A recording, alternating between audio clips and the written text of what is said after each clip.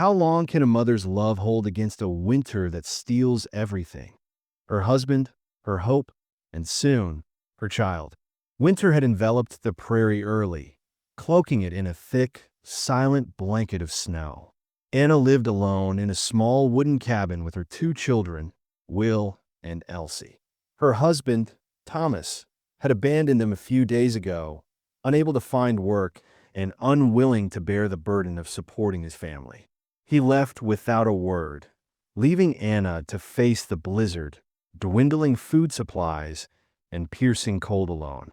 Inside the cabin, Anna sat in a creaking wooden rocking chair, its gentle sway the only sound beside the faint crackle of dying embers in the hearth. The fire had burned low, reduced to a soft orange glow barely flickering in the dim light. Her bones ached with exhaustion, but the thought of opening the door to gather more wood, felt like a mountain she could no longer climb. She cradled her children against her chest, Will and the baby, wrapped tightly in the worn quilt she'd stitched during quieter years, back when her hands had been softer, her days brighter. Now, her fingers were rough, chapped, and cracked from the cold and constant labor. She tucked the edges of the blanket tighter around them, trying to seal in what little warmth they had left. Still, the chill crept in through the wooden walls like an invisible tide, stealing the heat from the air and from her skin. The cabin, once filled with laughter and light, had become a place of silent endurance. Shadows clung to the corners, and every floorboard groaned like it carried its own grief. Anna's gaze often drifted to the frost-rimmed window, where winter light filtered in with a dull, bluish tint. She tracked the sun's path by how it shifted across the wall, a slow and steady reminder that time was moving, even if everything inside her felt frozen. Once she had stood before a classroom full of children, her voice steady and strong, teaching them how to write their names, how to read poetry aloud. She remembered the way their faces lit up with understanding. But now her world had shrunk. It was no longer made of books and dreams, but of small, desperate choices, rationing beans one handful at a time, drying damp clothes near the fire, checking her children's breath in the middle of the night. There was a time she whispered Thomas's name every night before bed, her voice soft as a prayer. She used to believe he might return, might come walking up the hill with his crooked smile and open arms. But winter had a way of stripping things down to their bones. Hope, too, had thinned, and so she had stopped saying his name, stopped waiting, let it slip from her lips and disappear into the hush of the cold. Anna leaned her head back, eyes half-lidded, the weight of motherhood and mourning pressing down on her shoulders. The rocking chair creaked again, a lullaby of sorrow and survival. She wasn't sure how much longer she could do this, how much more the season, the silence, and the strain would take from her. But still, she held her children close, because in this shrinking, frozen world, they were the only warmth left. The relentless cold and snow tightened their grip on Anna's isolated cabin, swallowing it in a suffocating blanket of white silence. The world beyond her frosted windows vanished entirely, as if the cabin were adrift in a vast, indifferent void. Ice formed in jagged veins along the inside of the walls, creeping like a silent invader. The wind outside howled like a grieving mother, shrieking through the cracks in the wooden beams, slipping through every gap to claw at Anna's skin and spirit. The fire in the hearth, once a proud, roaring flame, now sputtered weakly, struggling to cling to life like everything else inside that fragile home. One bitter night, colder than all those before it, the frost came too close. Elsie, Anna's delicate little girl with cheeks once flushed like spring roses, grew quiet. Her warmth faded. Her once bright eyes dulled, her laughter stilled. Anna tried everything, wrapped her in woolen layers, cradled her close, pressed her own body heat into the child's trembling frame. But it was as if the cold had already taken hold of something deeper. Elsie's tiny body shivered and seized, her breaths turning into shallow gasps. The sound of each one a tiny cry against a world that had already turned its back.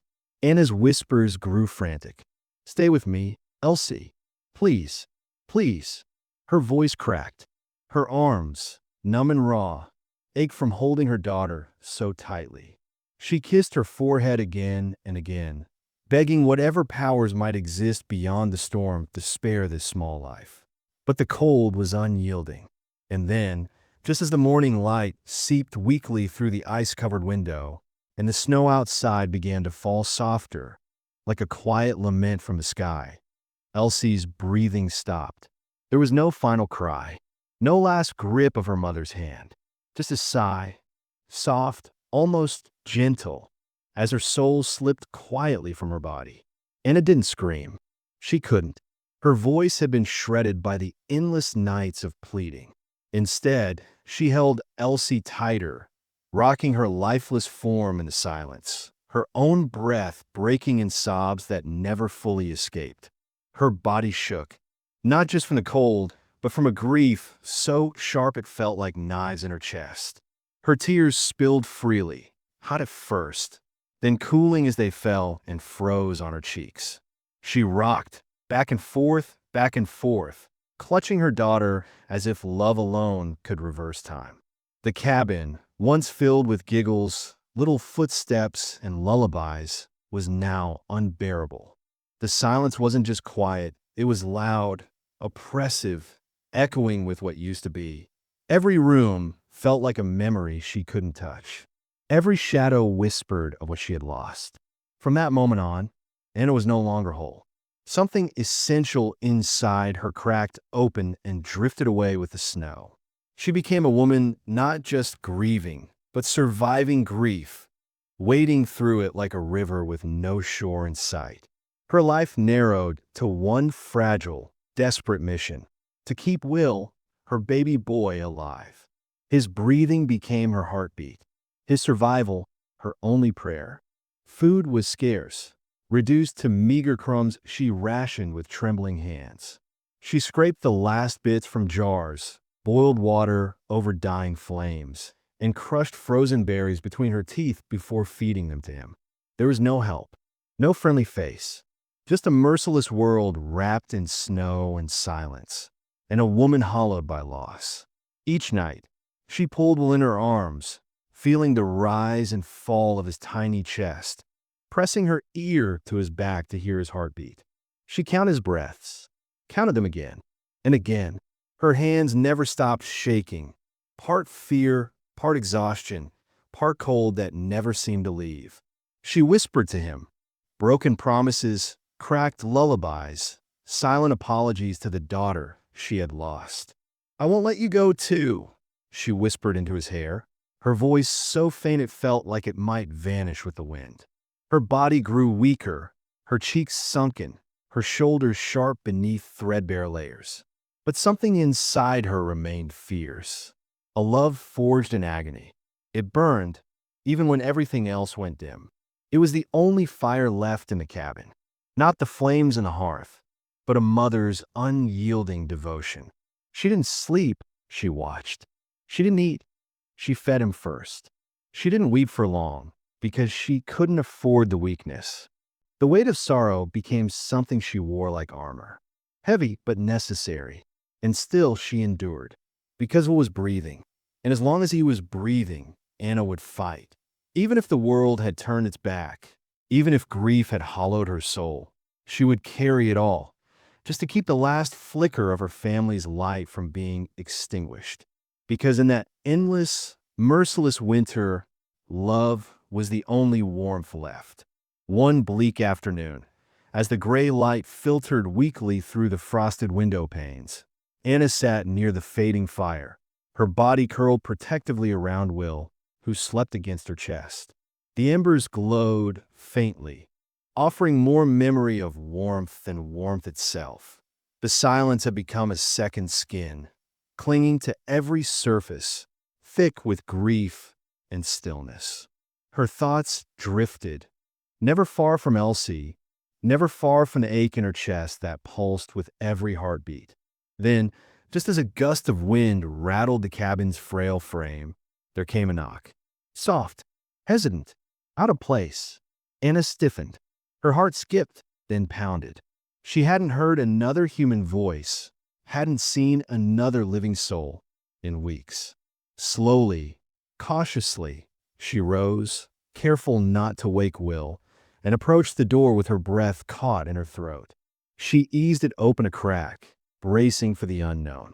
There, through the curtain of falling snow, stood a stranger. He was tall and lean, wrapped in a tattered, travel-worn coat that looked no warmer than parchment against the icy wind. Snow clung to his shoulders and hair. His boots were caked in frost, yet he stood steady, as though he had learned how to weather storms, inside and out. His face was rough-hewn, marked by years of exposure and endurance, and his eyes, though sunken and tired, held a quiet steadiness. They met hers, not pleading, not demanding, just present. "I'm Elias," he said, his voice low and hoarse, as if the cold had lived in his throat for too long. Anna gripped the doorframe, torn between fear and instinct. She had spent too many nights listening for threats in the dark, too many hours hoarding every scrap of food, every sliver of warmth. But Will needed more than what she could give alone. And her own strength, though fierce, was fraying at the edges. After a long pause and a breath that trembled in her chest, Anna stepped back and opened the door wider. "You can stay," she said, voice thin and wary. "If you help, and if you pay. Something small. Anything." Elias nodded once. No protest. No questions. He reached beneath his coat and pulled out a small canvas bag, weathered and tied with a bit of twine. Inside were oats, dried apples, salt, a sliver of smoked meat. Modest offerings, but to Anna, they might as well have been treasure. Enough to stretch the next 3 days into 5. She accepted it with trembling fingers. Elias stepped inside without fuss, brushing the snow from his shoulders, mindful of his boots on the worn wooden floor. He didn't ask to be warmed or fed, didn't speak of how far he had traveled or why he was alone. He simply nodded toward the hearth and moved to help rekindle the fire. His movements were measured and quiet, respectful of the fragile silence that filled the cabin like glass. He stayed that way, quiet, steady, present. Over the following days, Elias became a quiet rhythm in their home, working without instruction or expectation. He repaired the door so it no longer screamed in protest when the wind pushed at it. He mended broken hinges, fixed a leg on the table, and without being asked, chopped wood and stacked it with care by the fire. Anna, still cautious, watched from the shadows, waiting for the moment he might ask for more than he offered. But he never did. He never asked about Elsie, never questioned the haunted look in Anna's eyes. And though he never shared stories of his past, something in his gaze told her he knew sorrow intimately. There were moments when he sat near the fire, staring into its depths, that he looked as though he were holding ghosts too. In time, the silence between them softened. It no longer pressed against her like a weight, but settled like a blanket, thin but warming. They spoke little, but it didn't matter. The simple acts began to build something fragile between them. Elias would pass her a cup of warm tea before she asked. He cleared snow from the roof in the early dawn before she awoke. And once, when Will cried out from a nightmare, Elias carved a small wooden bear from a scrap of firewood and left it by the child's bedside without a word. Anna found herself leaning less on suspicion and more on observation.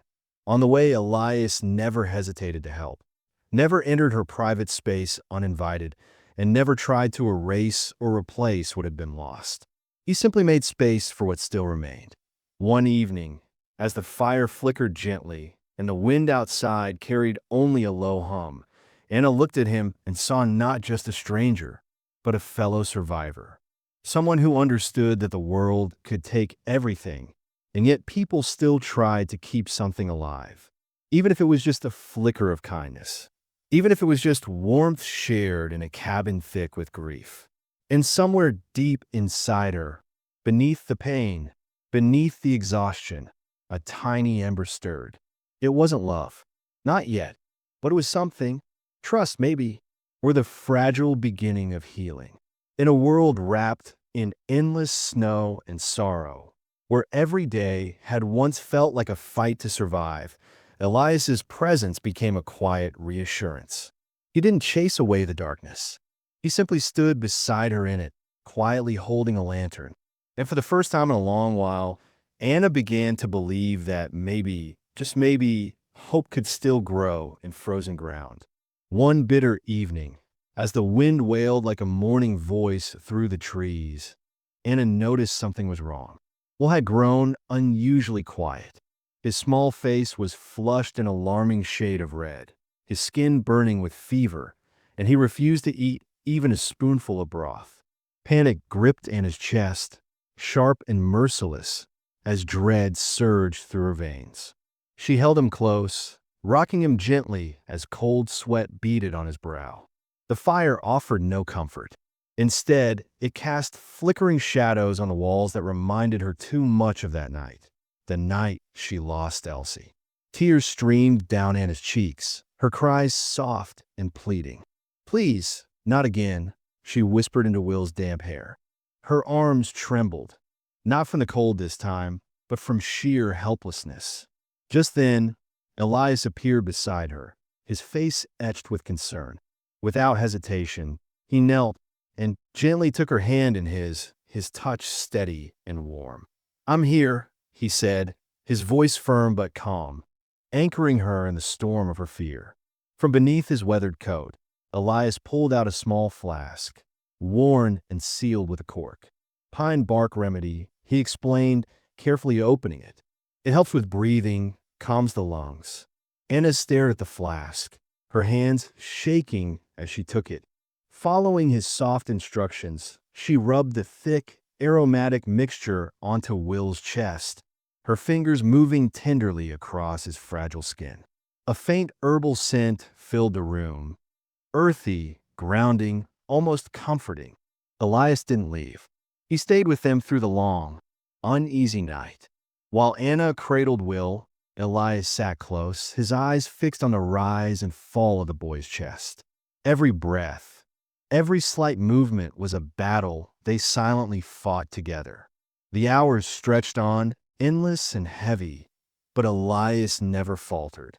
In the stillness of that night, when the fear was at its peak, Elias finally spoke, not to distract but to share. In a voice low and broken, he told Anna of the flood that took his wife and daughter, of how he had searched the rushing waters until his strength gave out, and of how the silence afterward was worse than the storm. His pain was raw, unpolished. He didn't speak like a man reciting a memory, but like someone still living in the aftermath of it. Anna looked at him, and for the first time, truly saw him, not just a stranger in need of shelter, but a mirror of her own aching soul. In his grief, she found recognition. In his presence, she found something unexpected, strength. Not the kind that roars, but the kind that quietly endures. As the hours passed, Will's fever slowly began to recede. His breathing deepened, no longer the shallow, frantic gasps from before. By morning, a faint flush of color returned to his cheeks, and he stirred in his sleep. Relief washed over Anna like a tide, and for the first time in so long, she exhaled without breaking. Elias's rented room, once a space defined by boundaries and caution, began to feel like part of the home. His footsteps no longer sounded foreign on the floorboards, and his quiet companionship no longer felt like intrusion. In a world carved by loss and winter's bite, Elias had brought more than help. He had brought a sense of shared survival, of quiet, enduring humanity. It was late afternoon, and the forest lay under a quilt of untouched snow, the silence so profound it felt sacred. Then came the sound, distant at first, rhythmic and deliberate. Hooves, heavy, unforgiving hooves crunching over ice and bark, breaking the spell of winter's hush like gunfire through glass. Anna stiffened where she stood, the ladle still in her hand as she peered out the frost-laced window. Her pulse quickened. 3 figures emerged from the shadows of the trees, cutting a dark path through the white expanse. At the front, unmistakable even through the haze of falling snow, rode Jed Hayes, Thomas's cousin. Arrogance clung to him like the stench of sweat and whiskey, his posture straight with entitlement, his sneer visible even from a distance. Behind him were 2 riders, one broad-shouldered and cold-eyed, clearly a hired gun, the other more reserved, but unmistakably a lawman, the glint of a badge catching a sliver of waning light on his chest. His expression was unreadable, carved from stone, offering no hint of mercy or malice. Anna stepped outside, her breath fogging in the brittle air, boots sinking into the snow with each step. Behind her, the cabin creaked with the shifting heat inside, and little Will's face appeared at the window, wide-eyed and worried, his small hands gripping the windowsill. Anna's heart twisted, but she pushed the fear down deep where it couldn't be touched. Her grief was still there, always, but now it wore armor. Now it had teeth. She wiped her hands on her apron, more out of habit than need, and faced them with steady eyes. Jed dismounted with a self-satisfied swagger, his coat flapping in the breeze like a crow's wing. "Still here," he said, voice oily with disdain as he cast a judgmental glance at the cabin. "Didn't think you'd last the winter, Anna. Thought you'd crawl back to wherever you came from. But you've been squatting long enough. This land belongs to the Hayes family. Always has. Your pity party's over. Time to go." Anna felt the cold in her bones, but her voice was warm with steel. "Thomas left," she said evenly. "He walked out when the snow started falling and never looked back. I didn't run, I stayed. I built this place with my hands, with blood and fire. I raised my son through hunger and frostbite, through grief you couldn't imagine. This land is mine now. I've earned it." Jed scoffed, the sound sharp and mocking, taking a step forward. "You think some sad little speech changes the law." The cabin door creaked open behind her. Elias stepped into the snow like a shadow come to life, rifle across his shoulder, his gaze hard as iron. There was a stillness about him, the kind that made animals stop mid-stride. His presence didn't shout, it echoed, low and commanding. "Don't touch what isn't yours," he said, each word deliberate, a cold edge beneath his calm tone. The hired gun stiffened, his fingers twitching near his belt, but the lawman raised a hand. Wordlessly, Jed handed over the worn papers, crumpled, smudged, their edges curled like old leaves. The lawman scanned them with methodical slowness, turning pages, lips tightening slightly. After a long, breathless pause, he looked up.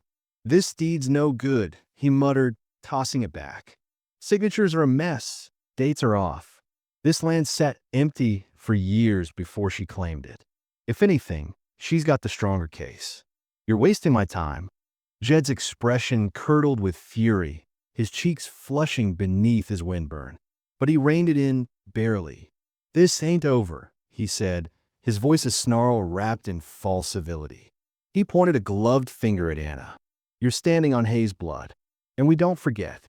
I'll be back, with proof." He mounted with a jerk of the reins, the other 2 falling in behind him. The horses turned, hooves kicking up flurries as they disappeared into the forest, swallowed by trees and snow and the thick veil of cold. Silence reclaimed the clearing, heavy and brittle. The only sound was the soft hiss of wind threading through pine branches and the dull thud of Anna's heartbeat in her ears. She exhaled sharply, the breath trembling from her lungs. Her hands shook, not from fear, but the lingering rush of adrenaline and defiance. Elias approached slowly, rifle now lowered, his gaze steady but no longer sharp. There was something gentler in his eyes, an unspoken pride, maybe even admiration. "You didn't flinch," he said, voice quiet enough to be a whisper. Anna met his gaze, chin high. "I've already lost everything once," she replied. "I won't lose it again." Their eyes lingered, longer than either intended. In that moment, there was no need for comfort or explanation, just understanding. A silent vow formed in the space between them, forged not from romance, but resilience. Inside, Will still watched from the window, his breath fogging the glass. But this time, his fear was tempered by something new: trust. In his mother, in Elias, in the fragile but growing certainty that this small cabin, wrapped in snow and sorrow, had become something stronger than shelter. It had become a sanctuary, and none of them would let it fall. Winter began to loosen its icy grip, and with each passing day, the world around the cabin began to stir. The snow, once a relentless barrier, now melted in soft rivulets down the hillside, feeding the awakening earth. Tiny green shoots pushed through the damp soil, tentative but determined, like hope itself re-emerging after a long slumber. Elias had become more than just a guest. He was now part of the heartbeat of the home. He worked from dawn to dusk, not out of duty, but out of care. He reinforced the barn walls with sturdy beams, carved a swing from thick rope and old wood for Will, and helped Anna patch every leak and crack in the cabin, turning it from shelter or survival into a true haven. His presence had become as dependable as the rising sun. Anna, once too burdened to dream, found herself opening her journal again. Her hands, still calloused from a hard winter, wrote with fresh purpose. She poured out the weight of her grief, but also something new: possibility. Her entries were no longer just about loss. They held seeds of what could be. "I may teach again," she wrote one evening, staring at the crackling hearth, "when spring finally stays." One crisp morning, as birds began returning to the trees and the snow gave way to soft patches of earth, Anna, Elias, and Will stood outside. The sun shimmered on the last of the frost, and a faint breeze carried the scent of damp pine and new life. Anna looked at Elias, her eyes shining, and took his hand. Her fingers were warm in his. "You didn't just save my son," she said, her voice trembling slightly. "You brought my world back." Elias didn't speak right away. Instead, he looked at her the way a man looks at something precious he never thought he'd have again. Then, with quiet certainty, he replied, "I want to stay here, Anna, with you, with him." Their love wasn't a storm. It was a thaw, gentle, patient, and deeply rooted. It bloomed like the tiny wildflowers around their feet, fragile but unbreakable. Soon, neighbors began appearing along the path again. Faces Anna hadn't seen in months, some in years. A woman from town traded sewing needles for eggs and promised more next time. A traveling preacher stopped by with a smile and asked if Anna would consider teaching once the children could walk the thawed trails again. Anna felt the stirrings of purpose deep in her chest. One evening, as golden dusk bathed the cabin in honeyed light, Elias unveiled a gift he'd been crafting quietly for days: a small wooden cradle for Will. The wood was smooth, lovingly carved, its curves holding the imprint of Elias's hands and heart. Anna touched it gently, overcome by the care woven into every inch. The cabin had changed. It was no longer a place built from desperation. It had become something living, grown from grief, held together by love. Its walls echoed with laughter now, not sobs. One warm afternoon, as the last stubborn patch of snow melted from the porch, Anna and Elias stood with Will in their arms. The child cooed and kicked, wrapped in a handmade quilt. The three stood together, not speaking, not needing to. Their silence was peace. Later that evening, Anna opened her journal and wrote by lantern light. "A home isn't walls. It's the warmth we give each other. It's the way we choose to stay." Elias stood behind her, reading the words over her shoulder. A slow smile spread across his face, a rare smile, quiet and real, as if a piece of his soul had finally come to rest. They built a pen near the cabin's edge, hammering and measuring with playful arguments about goat names. They planned a trade for one come spring. Anna lifted Will onto her shoulders and Elias chased them through the thawing yard. Their laughter rang out like wind chimes in a breeze, clear, bright, and full of life. It was a kind of music neither had heard in years. Jed's threat still hung like a distant thundercloud, but it no longer loomed. Anna and Elias knew shadows would always exist, but so would firelight. They had each other now. They had Will. They had their home. And that was enough. The story ends here, but Anna and Elias's life was just beginning. They were building a home that was not just theirs, but a bright beacon of their future. The snow had melted, and a new spring had bloomed in their hearts.